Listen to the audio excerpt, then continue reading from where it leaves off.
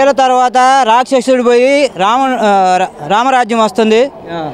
రాబోయే రోజుల్లో రామరాజ్యం పరిపాలన ఉంటుంది. 5 ఏళ్ళు అభివృద్ధి పదం వైపే నారా చంద్రబాబు నాయుడు తీసుకెళ్తాడని మేమందరం ఆశిస్తూ అతన్ని ఈరోజు ప్రమాణ స్వీకారం చేయబోతున్న సందర్భంగా మా దర్శి నియోజకవర్గం తరపున తెలుగుదేశం పార్టీ, జనసేన, బీజేపీ ఉమ్మడి అభ్యర్థిగా శ్రీ నారా చంద్రబాబు నాయుడు గారికి ప్రమాణోత్సవ శుభాకాంక్షలు తెలియజేసుకుంటూ మీ దర్శి నియోజకవర్గం సందువారిపాలెం దర్శి.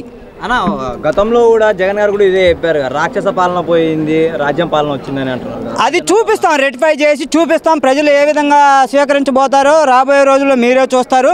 ఈరోజు చంద్రబాబు నాయుడు ప్రమాణ స్వీకారం చేస్తున్న రోజు నుంచి మొదలు ఈ 5 ఇయర్స్ ఎట్లా ఉంటుందో జగన్మోహన్ రెడ్డి గారు రేపొద్దున చూస్తారు.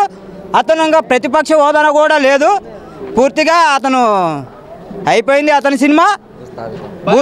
బై బై జగన్, జై చంద్రబాబు, జై పవన్ కళ్యాణ్, జై నరేంద్ర మోడీ. అన్న చంద్రబాబు గారిని కూడా దాదాపు 53 రోజులు జైల్లో పెట్టారు. అవును, మళ్ళీ వాటిని చూసి ఏమైనా సింపతితో గెలిచారంటారా చంద్రబాబు గారు? సింపతి కాదు, ఈ రాష్ట్ర ప్రజలు అతని యొక్క చరిష్మాకి పట్టం కట్టారు.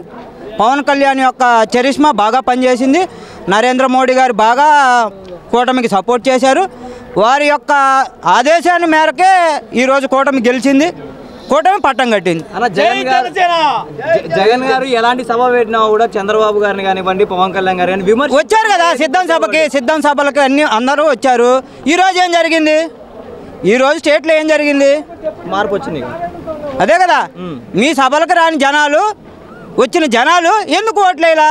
మిమ్మల్ని తిరస్కరించే కదా కూటమికి పట్టం కట్టారు. మళ్ళీ జగన్ కూడా అన్నాడు కదా, మీ ఇంట్లో మంచి జరిగితేనే ఓటేయండి అని. ఎక్కడ జరిగింది మంచి? జరగలేదనే ఓటేయలేదు. ఎక్కడ జరిగింది మంచి? ఎక్కడ జరిగింది మంచి? వాళ్ళ ఇంట్లో చేయని మంచి ఇక్కడ రాష్ట్ర ప్రజలకు ఏం చేశాడు?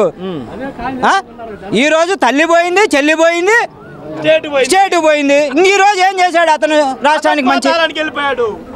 పవన్ కళ్యాణ్ గారు చెప్పాడు కదా, అదో పాతాళానికి తొక్కకపోతే నా పేరు పవన్ కళ్యాణే కాదని. అదే జరిగింది. ఈరోజు అతను భూస్థాపం అయిపోయాడు, ఇంకా లేదు, అతనికి భవిష్యత్తు కూడా లేదు.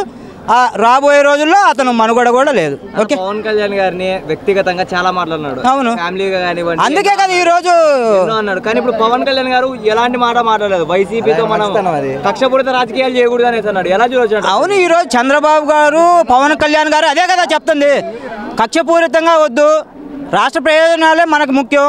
ఈరోజు రాష్ట్రం కక్షపూరితంగా ప్రవర్తించొద్దు, ప్రతి కార్యకర్తకి అదే చెప్తున్నాడు కదా. ఇప్పుడు ఈరోజు ప్రతి కార్యకర్తకి చంద్రబాబు కానీ పవన్ కళ్యాణ్ గారు ఏం చెప్తున్నాడు? మీరు అహంకారంతో పనిచేయొద్దు, పదవిని అనుభవించొద్దు, ప్రజల కోసం పనిచేయండి అని పవన్ కళ్యాణ్ గారు కూడా నేను చెప్పింది. 2014లో కాంగ్రెస్ హఠా ఉన్నాడు పవన్ కళ్యాణ్. అవును అన్నాడు. 19లో టీడీపీని అదే మాట అన్నాడు. అవును, 2024లో కూడా అదే అన్నాడు. ఓకే, పవన్ కళ్యాణ్ గారు ఏది చెప్తా జరిగిద్ది అంటారా? అంతే జరుగుతుంది. ఎందుకని పవన్ దానికి నిదర్శనమే ఈరోజు ఎన్డీఏ కూటమి విజయం. King roller. ఎందుకని అంత నమ్మకం పవన్ కళ్యాణ్ అంటే మీకు? పవన్ కళ్యాణ్ ఒక నిజాయితీ, నిబద్ధత. ప్యాకేజ్ స్టార్ అన్నాడు, చూసావా? అవును. ఏడి ప్యాకేజ్ స్టార్ మీరు చూసారా? మీరు ఇచ్చారా? మీరు ఇప్పించారా? మళ్ళీ ఎందుకని ప్రతిసారి జగన్ ఈ మాటలు? అవును, నిరూపించాలి కదా, మీరు నిరూపించాలి కదా. ప్యాకేజ్ ఎక్కడ తీసుకున్నాడు, ఎవరు ఇప్పించారు, మద్యం మెత్త ఎవరు? అన్న మొదట్లో జగన్ వచ్చినప్పుడు మద్యం లేకుండా నిషేధం చేస్తా అన్నాడు. చేశాడు, అయిపోయింది. మద్యం నిషేధం రేపటితో అయిపోతుంది. అతనికి అయిపోయింది, అతని సినిమా కూడా అయిపోయింది. ఓకే, మనకి 3 రాజధానులు జగన్ చెప్పాడు అప్పుడు పెడతా అని. 6 రాజధానులు చేస్తాడులే కానీ మళ్ళీ ఇప్పుడు బై బై జగన్ ఏదంటారు ఇప్పుడు? రాజధాని అమరావతి. ఎన్డీఏ కూటమి గెలిచింది కాబట్టి అమరావతి అవుద్ది. రాష్ట్రం లేని రాజధాని చేసిన ఏకైక రాష్ట్ర ముఖ్యమంత్రి ఎవరైనా ఉన్నారంటే అది జగన్మోహన్ రెడ్డి. ప్రత్యేక హోదా సార్ మనకు వచ్చింది అంటారా? పోయినసారి జగన్ కూడా తీసుకురాలేదు.